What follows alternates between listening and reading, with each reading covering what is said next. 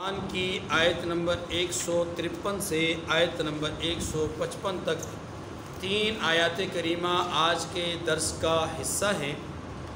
ان 3 آیات کریمہ میں اللہ تبارک و تعالی نے غزوہ احد سے ہی متعلق اسی بات کو مزید واضح فرمایا ہے جو عام طور پر کسی کے ذہن میں صحابہ کرام کی غلطی یا ان سے سرزد ہونے والی ان کے مطابق ان عام ذہنوں کے مطابق گناہ کا عمل اس کی تردید کی کہ یہ گناہ نہیں تھا، خطا تھی، اور اس خطا کو اللہ نے معاف کر دیا۔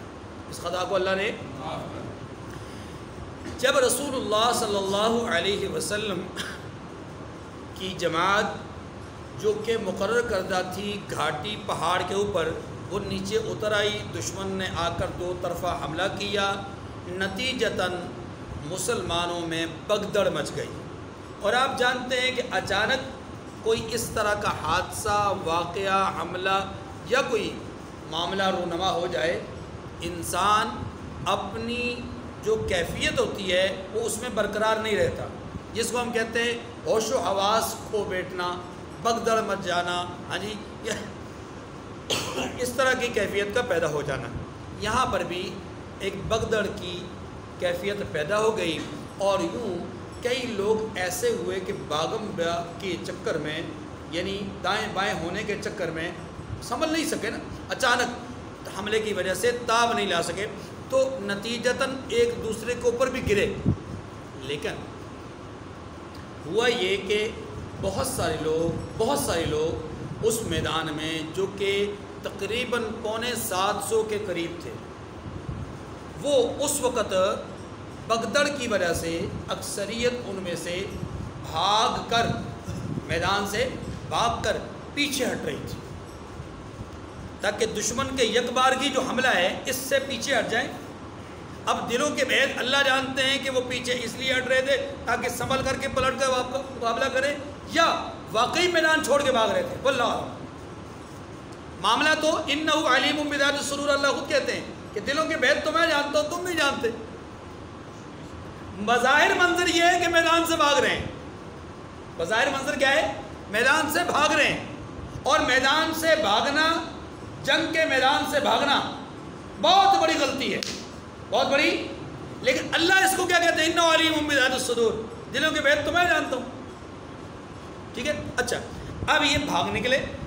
اب جب یہ بھاگے تو رسول اللہ صلی اللہ علیہ وسلم ان کو پیچھے ہٹتے ہوئے، یہ بھاگتے ہوئے دیکھ کر کے آپ بلند آواز سے پکار رہے تھے، الیہ یا عباد اللہ، الیہ یا عباد اللہ، میری طرف آؤ اللہ کے بندو، میری طرف آؤ۔ قرآن پاک نے اس کا بھی نقشہ کھینچا کہ جب تم گھاٹی کے اوپر چڑھ رہے تھے، یعنی میدان سے دوسری طرف کو نکل رہے تھے، تب والرسول یدعوکم، رسول تمہیں بلا رہے تھے، تم بھاگ رہے تھے، رسول تمہیں بلا رہے تھے۔ اب جب تم نے بھاگنے کا عمل کیا، رسول صلی اللہ علیہ وسلم تمہیں بلا رہے تھے، تو تم فوری طور پر پلٹے نہیں، بلکہ تم نے میدان کو چھوڑ دیا۔ اب کیا ہوا؟ میدان چھوڑنے کے نتیجے میں اللہ نے تمہیں غم پر غم میں مبتلا کر دیا، پریشانیوں میں مبتلا کر دیا۔ وہ پریشانیاں کیا تھی؟ تمہارے بھاگنے کے نتیجے میں تمہارے افراد شہید ہوئے، بہت سارے لوگ زخمی ہوئے، دشمن کا ظاہری طور پہ تم پہ غلبہ ہوا، رسول کائنات صلی اللہ علیہ وسلم زخمی ہوئے، افواہ پھیل گئی کہ حضور علیہ السلام شہید ہو گئے، آپ کے دندان مبارک شہید ہوئے، آپ کے رخسار مبارک میں خود کی کڑیاں وہ دھس گئیں۔ یہ سارے معاملات، سارے چیزیں یہ پیش آئیں، اور اسلام کا وہ شیر جسے اللہ کے رسول نے اسد اللہ و اسد الرسول کہا، اسے شہید کر دیا گیا۔ مکہ کا وہ شہزادہ جسے مصعب بن عمیر کہا جاتا تھا، وہ شہید ہو گئے۔ رسول اللہ صلی اللہ علیہ وسلم کے سامنے ڈھال بن کر کے جنہوں نے اپنی پشت کو دشمن کی طرف موڑ کے سینے کو رسول اللہ کی طرف موڑ دیا کہ جو تیر آئے، جو زخم آئے، جو تکلیف پہنچے مجھے پہنچے، ابو دجانہ رضی اللہ تعالیٰ عنہ، وہ یہاں پر اس طریقے سے، اور بھی کئی لوگ یہ ساری تکلیفیں، ساری آزمائشیں اور مصیبتیں اور غم پر غم مسلمانوں کو پہنچے، ہے کہ نہیں؟ وہ جو پہلے فتح تھی وہ ظاہری طور پر، عارضی طور پر مغلوبیت میں تبدیل ہو گئی، یہ ایک اور غم۔ اسی غم کا ذکر کیا کہ دیکھیے اللہ تعالیٰ نے تمہاری ایک لغزش کی وجہ سے تمہیں کہاں سے کہاں پہنچا دیا، کہاں سے کہاں پہنچا دی۔ ایک بات، اب اگلی بات کیا سمجھائی؟ اگلی بات یہ سمجھائی کہ جب تم تھوڑا سا پیچھے ہٹے پھر تمہیں خیال آیا کہ ہم کہاں جا رہے ہیں، ہم تو میدان چھوڑ کے بھاگ رہے ہیں یا میدان سے نکل رہے ہیں، تمہیں خیال آیا، تم پلٹ گئے، خیال آیا پلٹ گئے۔ جب تم پلٹے تو اللہ نے تمہارے اوپر اپنی رحمت کا سایہ کر دیا۔ اس سے ایک سبق ملا کہ انسان کوئی بھی غلطی کرتا ہے، کوئی بھی کوتاہی کرتا ہے، کہیں بھی اللہ کی نافرمانی میں چلا جاتا ہے عام انسان، لیکن جب وہ جو ہی ارادہ کرتا ہے کہ میں فرمانبرداری کی طرف آؤں، میں اللہ کی طرف انابت کروں، میں اللہ کی طرف رجوع کروں، تو میرا رب اتنا کریم ہے کہ وہ طعنہ نہیں دیتا کہ ابھی تو بھاگ رہا تھا، ابھی تو نماز کو چھوڑ رہا تھا، ابھی تو ایسا کر رہا تھا۔ نہیں، میرا رب کہتا ہے بندے تو ایک قدم چل، میں تیری طرف دوڑ کر آؤں، تو ایک قدم چل میں تیری طرف دوڑ۔ یعنی مقصد یہ ہے کہ اللہ اپنی رحمت کاملہ کے ساتھ متوجہ ہوتے ہیں، انسان تھوڑا سا ارادہ کرتا ہے۔ یہاں صحابہ کرام پلٹے، ادھر اللہ نے اپنی رحمت نازل کرنے کا فیصلہ کر دیا۔ اب رحمت کیا نازل ہوئی؟ رحمت یہ نازل ہوئی، عجیب و غریب قسم کی رحمت۔ تھکاوٹ بھی تھی، تھوڑا سا رحمت کو سمجھنے سے پہلے سمجھیں، تھکاوٹ بھی تھی، اور غم پر غم تو میں نے ابھی اس کی تفصیل کچھ بیان کر دی۔ اتنے سارے غموں میں جکڑے ہوئے لوگ، تھکاوٹ کا شکار لوگ، اور خوف، ایک طبی خوف ہوتا ہے حملے کا، ساری چیزیں موجود۔ اب عین ایسے حالات میں ہمارے کریم رب نے کیا معاملہ کیا؟ نیند طاری کر دی۔ جنگ کے میدان میں دشمن دو طرفہ حملہ کر رہا ہے، غم پر غم ہے، زخمی سامنے ہیں، شہداء سامنے ہیں، لیکن نیند طاری کر دی۔ کیوں؟ آپ جانتے ہیں وَجَعَلْنَا نَوْمَكُمْ سُبَاتًا، ہم نے تمہارے لیے نیند کو سکون کا ذریعہ بنایا ہے۔ انسان جتنا مزید تھکا ہوا ہو، غموں کا مارا ہوا ہو، پریشان حال ہو، اضطرابی کیفیت میں ہو، جس حالت میں بھی ہو، لیکن جو ہی اسے نیند آتی ہے وہ ساری کیفیات ختم ہو جاتی ہیں، اور جب وہ اٹھتا ہے، چاہے وہ 1 منٹ کی نیند ہو، چاہے 1 گھنٹے کی نیند ہو، جب انسان اپنی نیند کی کیفیت سے باہر آتا ہے تو نشاط محسوس کرتا ہے، فرحت محسوس کرتا ہے، چستی محسوس کرتا ہے، انبساط محسوس کرتا ہے۔ اب ہوا یہاں پر کیا کہ صحابہ کرام کو اللہ تبارک و تعالیٰ نے اس میدان میں جب وہ پلٹے، ارادہ کیا واپس آنے کا، جو ہی میدان میں پہنچے اللہ تعالیٰ نے نیند کا فیصلہ کر دیا تاکہ ان کی تھکاوٹ دور ہو جائے، ان کے غم منتمل ہو جائیں، ان کی پریشانیاں دور ہو جائیں۔ اب یہ اس کیفیت سے نکل جائیں جس کیفیت میں آ کر کے یہ میدان چھوڑنے پر مجبور ہوئے تھے۔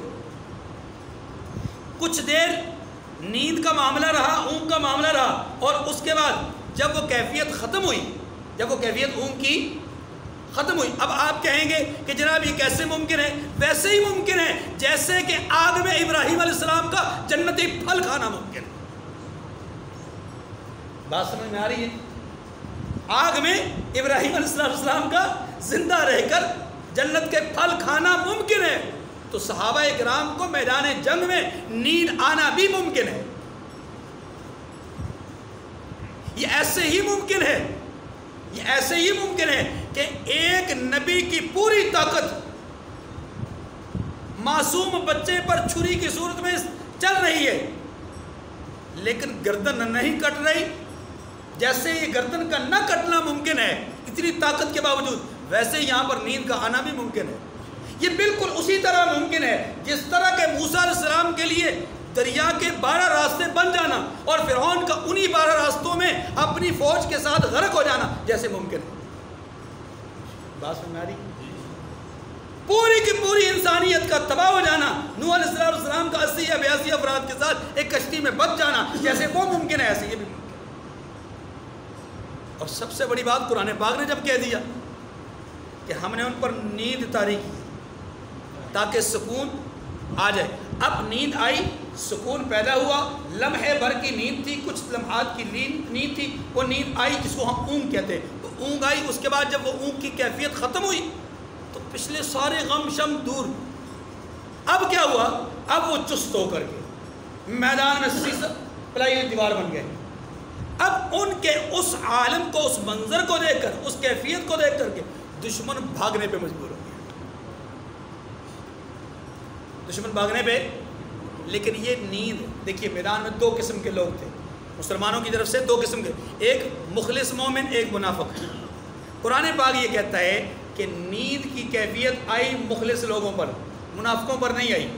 منافقوں نے جب دیکھا کہ یہ لوگ تو نیند کی کیفیت میں ہیں، ادھر دشمن تابڑ توڑ حملے کر رہا ہے، تو منافقوں کی ہوا اکھڑ گئی، منافقوں کی ہوا اکھڑ گئی، ان کو جان کے لالے پڑ گئے کہ موت اب یقینی ہو گئی۔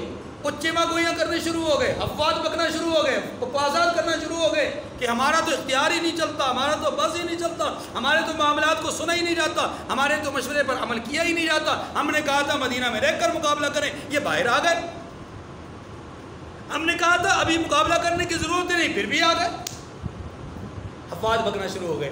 اللہ تبارک و تعالیٰ نے فرمایا اس نیند کی کیفیت نے کھرے اور کھوٹے میں فرق پیدا کر دیا، کھرے اور کھوٹے میں فرق پیدا کر دیا، مومن اور منافق میں فرق پیدا کر دیا۔ اتنی زبردست کیفیت اللہ تعالیٰ نے جاری فرمائی کہ اللہ تعالیٰ نے اچھے اور برے کے درمیان تمیز کر کے پھر آخر میں ایک بات فرمائی، فرمایا سنو، ہم پہلے بھی کہہ چکے کہ وَلَقَدْ عَفَا عَنْكُمْ، اے اصحاب محمد تمہاری اس لغزش کو جو تم نے گھاٹی کے اوپر سے اترنے کی اس لغزش کو ہم نے معاف کر دیا، لیکن پھر کہہ دیتے ہیں وَلَقَدْ عَفَا اللَّهُ عَنْهُمْ، دوسری دفعہ کہا اللہ نے معاف کر دیا ہے، اللہ نے اِنَّهُ غَفُورٌ حَلِيمٌ، وہ غفور بھی ہے اور علم والا بھی ہے، بردبار۔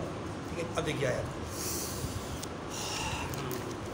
فرمایا اِذْ تُصْعِدُونَ وَلَا تَلْوُونَ عَلَىٰ أَحَدٍ وَالرَّسُولُ يَدْعُوكُمْ فِي أُخْرَاكُمْ فَأَثَابَكُمْ غَمًّا بِغَمٍّ لِكَيْ لَا تَحْزَنُوا عَلَىٰ مَا فَاتَكُمْ وَلَا مَا أَصَابَكُمْ وَاللَّهُ خَبِيرٌ بِمَا تَعْمَلُونَ۔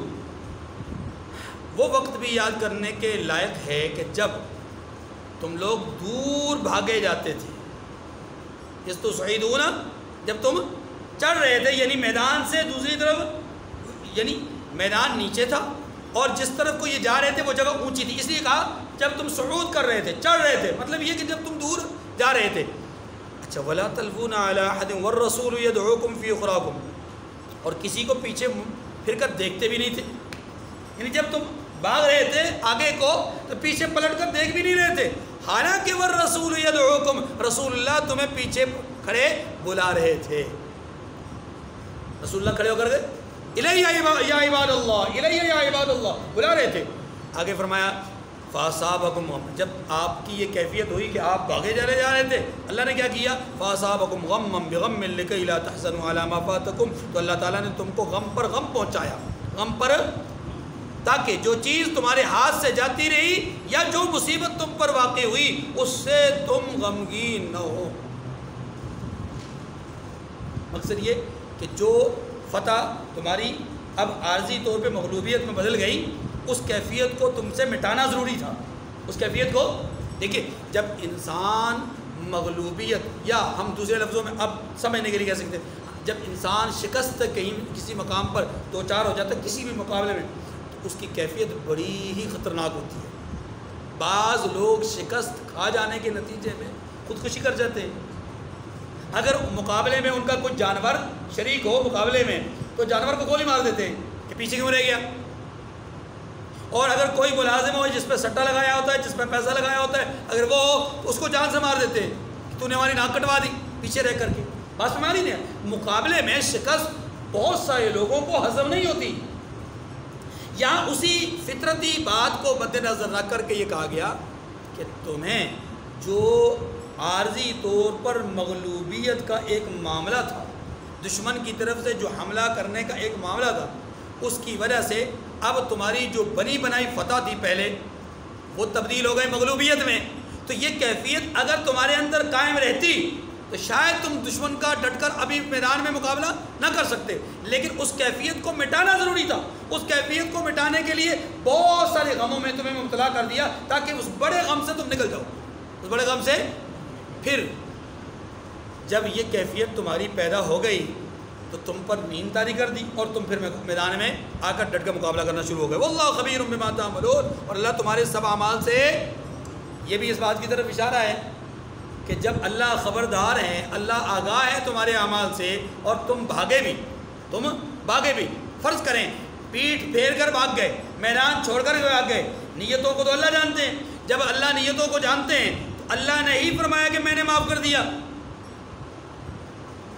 اب کسی کو کوئی جرت ہے کہ کوئی بول سکے؟ نہیں، کسی کو یہ لائق ہے کہ وہ صحابہ کرام پہ کوئی انگلی اٹھا سکے؟ ثم انزل علیکم من بعد الغم امنۃ نعاسا یغشا طائفۃ منکم اللہ، پھر اللہ نے غم اور رنج کے بعد تم پر کیا تسلی نازل فرمائی، یعنی کہ نیند نازل فرمائی کہ تم میں سے ایک جماعت پر طاری ہو گئی۔ وَطَائِفَةٌ قَدْ هَمَّتْهُمْ أَنفُسُهُمْ يَظُنُّونَ بِاللَّهِ غَيْرَ الْحَقِّ ظَنَّ الْجَاهِلِيَّةِ، اور کچھ لوگ جن کو جان کے لالے پڑ رہے تھے اللہ کے بارے میں ناحق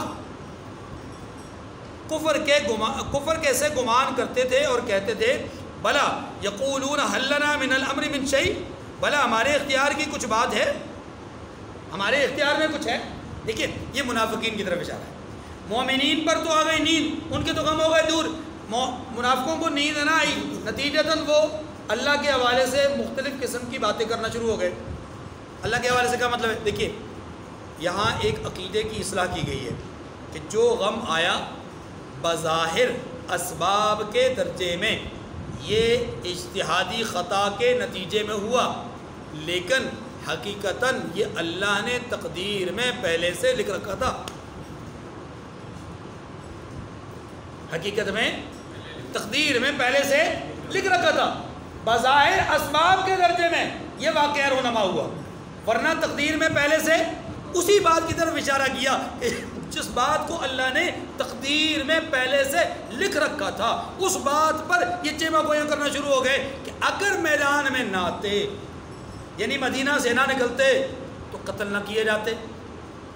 تو یہ تو گویا اللہ پر باتیں کرنا ہوئی نا، جو چیز اللہ نے تقدیر میں نوشت میں پہلے سے لکھ رکھا تھا اس پر باتیں کر رہے ہیں۔ اور اسی کی آگے تردید ایک اور انداز میں بھی کی ہے کہ اگر تم میدان میں نہ بھی نکلتے، اگر تمہاری موت یہاں لکھی ہوئی تھی تو تمہیں نکلنا پڑتا، تم نہ بھی چاہتے تو نکلنا پڑتا۔ یقولون هل لنا من الامر من شيء، منافقین کہنے لگے کہ دیکھیے جی اس معاملے میں تو ہمیں کوئی اختیار ہی نہیں، ہمارے اختیار میں تو کچھ بھی نہیں۔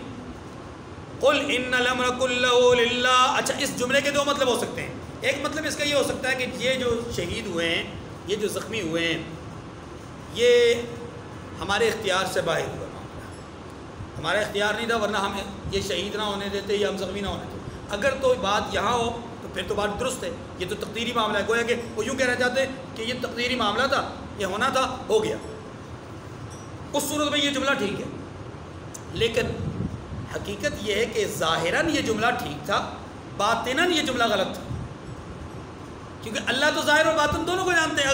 آگے آیت کے آخر میں فرمایا انہ علیم بذات الصدور،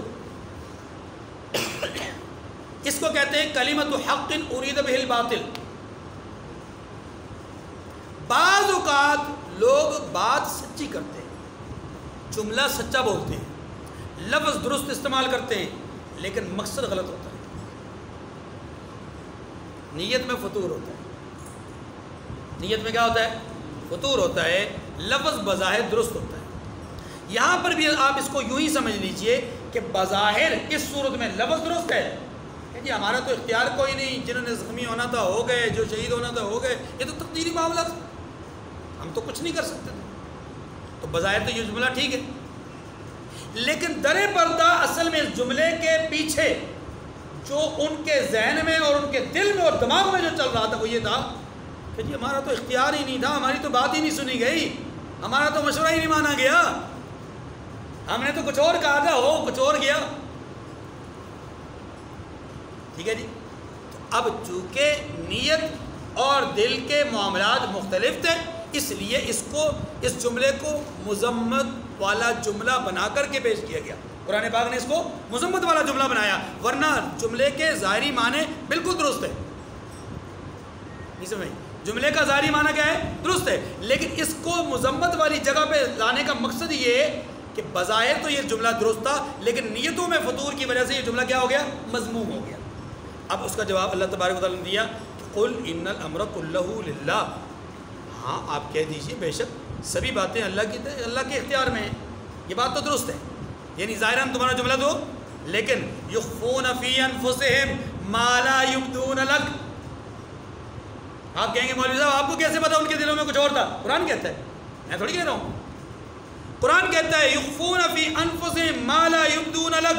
بظاہر تو جملہ درست استعمال کر رہے تھے، لیکن یہ لوگ بہت سی باتیں دلوں میں مخفی رکھتے ہیں جو تم پر ظاہر نہیں کرتے، جو تم پر ظاہر نہیں کرتے. یقولون لو کان لنا من الامر شیء ما قتلنا هنا. وہ باتیں کون سی ہیں؟ ان میں سے یہ دیکھیے ایک بات یہ ہے، کہتے ہیں ہمارے بس کی بات ہوتی تو ہم یہاں قتل ہی نہ کیے جاتے، ہم تو مارے ہی نہ جاتے جناب، ہمارے بس کی بات ہوتی تو. قل لو کنتم فی بیوتکم لبرز الذین کتب علیہم القتل الی مضاجعہم. تو آپ کہہ دیجئے کہ اگر تم اپنے گھروں میں بھی ہوتے تو ان کی تقدیر، جو جن کی تقدیر میں مارا جانا لکھا تھا نا، تو وہ اپنی اپنی قتل گاہوں کی طرف ضرور نکل آتے. ذرا دیکھیے تو صحیح حضرت حنظلہ رضی اللہ تعالیٰ عنہ کو ہے، دیکھیے تو. باقی لوگ میدان میں آ گئے پچھلے دن، وہ نہیں آئے، وہ نہیں آئے، وہ تو اپنے گھر میں تھے اور اپنی مطلب جو کیا کہتے ہیں شادی شدہ زندگی ہے اس میں مطلب وہ معاملات اپنی زندگی کو گزار رہے تھے. لیکن اچانک ان کے کانوں میں صدا بلند ہوئی کہ رسول کائنات صلی اللہ علیہ وسلم میدان میں بلا رہے ہیں. تو پھر رہا نہیں گیا، پھر رہا نہیں گیا، اسی حالت میں نکل گئے، باقی حاصل کیے بغیر ہی نکل گئے. اصل میں موت بلا رہی تھی، اصل میں موت بتایا یہی کیا ہے کہ جن کی تقدیر میں اللہ نے موت لکھ رکھی، قتل لکھ رکھا، وہ خود میدان کی طرف دوڑے چلے آئیں گے. وہ دوڑے آئے، لیکن چونکہ نیت میں خلوص تھا تو اللہ تبارک و تعالیٰ نے انہیں اس انداز میں بلایا کہ بلا لیا، مرتبہ شہادت پہ فائز کر دیا. شہادت پہ فائز کرنے کے بعد زمینوں سے اٹھایا اور فضاؤں میں معلق کروا کر کے فرشتوں کے ذریعے سے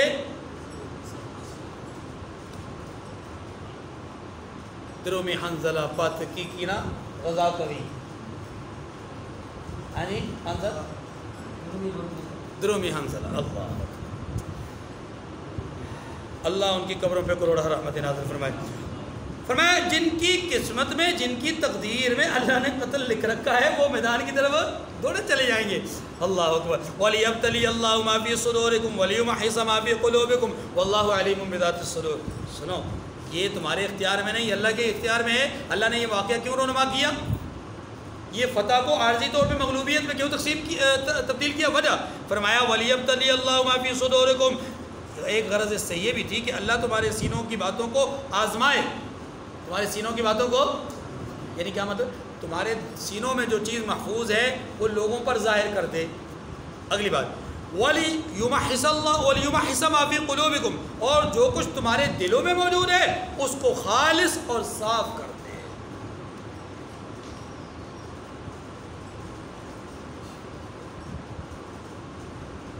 یہاں اس جملے کے معنی سمجھیں. پہلے جملے کا تعلق اگر منافقین سے ہو تو اس کا مطلب یہ ہوگا کہ تمہارے دلوں کے اندر جو باتیں موجود ہیں اور تمہارے سینوں کے اندر جو باتیں چھپی ہوئی ہیں اللہ ان کو ظاہر کر دے، جیسا کہ ظاہر کیا. جو دل کے بھید ہیں اللہ ان کو ظاہر کر دے، وہ جو کہ ظاہر کر دیا.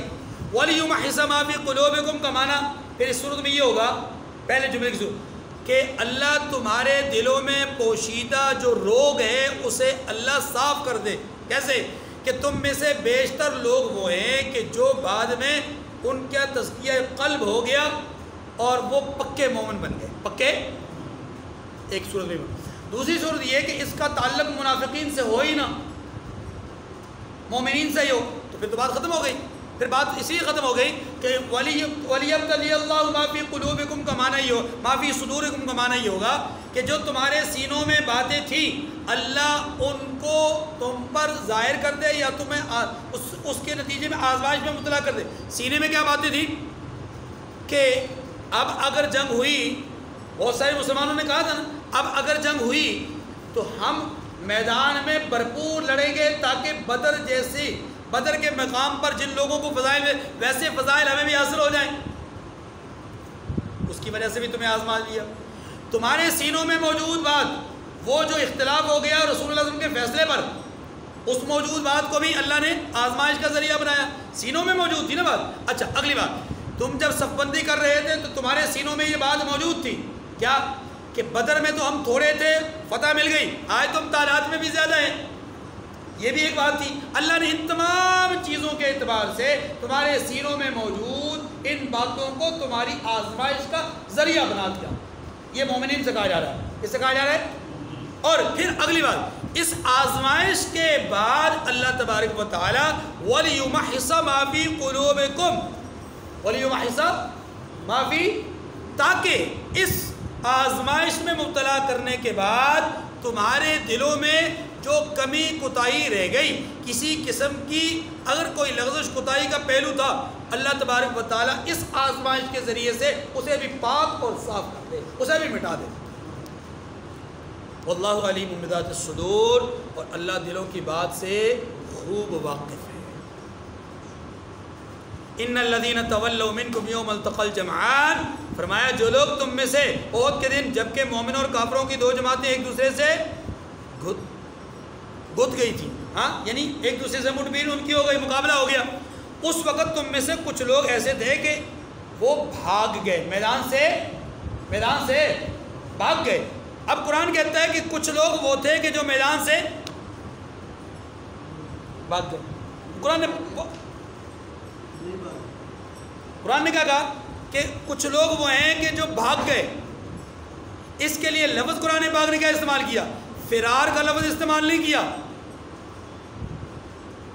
قرآن پاک کی بلاغت پہ غور کیجئے گا، مجھے بات سمجھانا چاہتا ہوں۔ قرآن پاک نے کہا ان الذین تولوا منکم، جو تم میں سے بھاگ گئے۔ اس تولو کا معنی اردو میں بھاگ گئے کا لفظ کیا، لیکن حقیقت میں اس تولو کا معنی ہے پیٹھ پھیرنا۔ پیٹھ پھیرنے میں اور بھاگنے میں فرق ہے۔ بھاگنے کے لیے لفظ فرار استعمال ہوتا ہے، فرار میں اور تولو میں فرق یہ ہے کہ پیٹھ پھیرنا یہ ہوتا ہے کہ آپ ایک رخ ادھر کیا ہوا ہے، کسی کی طرف متوجہ ہیں اور اچانک آپ اس سے توجہ ہٹا لیتے ہیں تو کہتے ہیں پیٹھ پھیر لی، توجہ ہٹا دی، توجہ۔ لیکن جب آپ میدان چھوڑ کر کے دور چلے جائیں گے تو پھر یہ نہیں کہا جائے گا کہ پیٹھ پھیری، پھر یہ کہا جائے گا کہ بھاگ گئے میدان سے، میدان چھوڑ دیا۔ جگہ چھوڑ دینے کو فرار کہتے ہیں۔ بات سمجھ گئی؟ قرآن پاک نے لفظ کا استعمال کیا، فرار کا یا تولو کا۔ اس کا مطلب یہ ہوا کہ وہ جو کر و فر کا معاملہ ہے کہ تم نے حقیقت میں میدان چھوڑا ہی شاید اس لیے ہے کہ صحابہ کرام نے میدان شاید چھوڑا ہی اس لیے اچانک حملے کی تاب نہ لا سکے، ذرا باہر جا کر کے اپنے آپ کو اس حالت میں سنبھال لیں اور سنبھال کر پھر میدان میں آئیں۔ اور ایسا ہی ہوا، باہر گئے پھر پلٹ کر آ گئے۔ اسی لیے قرآن پاک نے کہا کہ تم میں سے جو لوگ میدان جنگ میں جب دو فریقوں کے درمیان جنگ ہو رہی تھی اس وقت میدان سے بھاگ گئے، یعنی پیٹھ پھیر لی۔ اللہ اکبر۔ تو ان کے بعض اعمال کے سبب شیطان نے ان کو پھسلا دیا۔ اب توجہ، وہ بعض اعمال کون سے تھے؟ گھاٹی کے اوپر سے نیچے اتر جانا، بڑی بات کر دینا کہ ہم تو میدان میں آج زیادہ ہیں تعداد کے اعتبار سے، اس طرح کی باتیں کرنا۔ یہ وہ باتیں ہیں کہ جو اللہ کو پسند نہیں آئیں۔ اللہ کو جب یہ باتیں پسند نہیں آئیں تو نتیجتاً اللہ تعالیٰ نے ان کی اس کمی کو دور کرنے کے لیے وَلِيُمَحِّصَ مَا فِي قُلُوبِكُمْ، دلوں میں جو بات موجود تھی اس کو صاف کرنے کے لیے تمہیں آزمائش میں مبتلا کر دیا، لیکن اس کی نسبت ان کی طرف نہیں کی، شیطان کی طرف کی۔ اس کی طرف کی کہ تمہارے ساتھ یہ معاملہ ہوا شیطان کے غلبے کی وجہ سے۔ یاد رکھیے صحابہ معصوم نہیں، صحابہ معصوم نہیں، لیکن محفوظ ضرور ہے۔ معصوم کا مطلب یہ ہوتا ہے کہ جن سے گناہ ہونا ہی ناممکن ہو، وہ معصوم ہوتے ہیں، اور وہ صرف انبیاء ہوتے ہیں۔ محفوظ کا معنی کیا ہوتا ہے؟ محفوظ کا معنی یہ ہوتا ہے کہ اول تو غلطی ہوتی نہیں، اور اگر غلطی ہو جائے تو اللہ اس غلطی پر قائم رکھتے نہیں، غلطی کو قائم رکھتے نہیں، بلکہ غلطی کو مٹانے کے لیے توبہ کی توفیق نصیب فرما دیتے ہیں، یا جو بھی ان کے ساتھ معاملہ کر لو دنیا میں ہی کر لیتے ہیں، اللہ اپنے پاس ان کو اس انداز میں بلاتے ہیں کہ وہ غلطیوں سے محفوظ ہو کر کے بچ بچا کر کے اب اللہ کے سامنے جاتے ہیں۔ اسی لیے تو ان کے لیے اللہ کی طرف سے اعلان ہوا رضی اللہ عنہم ورضوا عنہ۔ اچھا جی، فرمایا کہ یہ شیطان نے ان کو پھسلایا۔ اب فائنل بات، حتمی بات، نتیجتاً بات، جو اس پورے قضیے اور قصے اور واقعے کے نتیجے میں اللہ فرما رہے ہیں، ہر پہلو سے بات کو واضح کرنے کے بعد آخری بات کیا فرما رہے ہیں؟ وَلَقَدْ عَفَا اللَّهُ عَنْهُمْ، وَلَقَدْ عَفَا اللَّهُ، چلیے میدان سے بھاگ ہی گئے، فرض کیجئے میدان سے بھاگ ہی گئے، وہ اوپر والے مال غنیمت ہی لوٹنے کے لیے آئے، مان لیجیے ایک منٹ کے لیے اوپر والے مال غنیمت ہی لوٹنے کے لیے آئے، یہ میدان سے بھاگ ہی گئے، سب کچھ ہوا، جس غلطی کو غلطی کہو، جس گناہ کو گناہ کہو، لیکن سنو تم رب تو نہیں ہو نا۔ رب تو وہ ہے جس نے دلوں کے بھید کو جو جانتا ہے۔ اس نے کیا کہا؟ جو بھی غلطیاں تھیں، جو بھی کوتاہیاں تھیں، میں پہلے بھی کہہ چکا وَلَقَدْ عَفَا عَنْكُمْ، تمہیں میں نے معاف کر دیا۔ اب واضح طور پہ کہا وَلَقَدْ عَفَا اللَّهُ عَنْهُمْ، اللہ نے ان کے قصوروں کو معاف کر دیا ہے۔ إِنَّ اللَّهَ غَفُورٌ حَلِيمٌ، بے شک اللہ بخشنے والا اور بردبار ہے۔ اللہ تعالیٰ مجھے اور آپ کو سمجھنے کی توفیق کامل نصیب فرمائے۔ وآخر الدعوانا ان الحمد للہ رب العالمین۔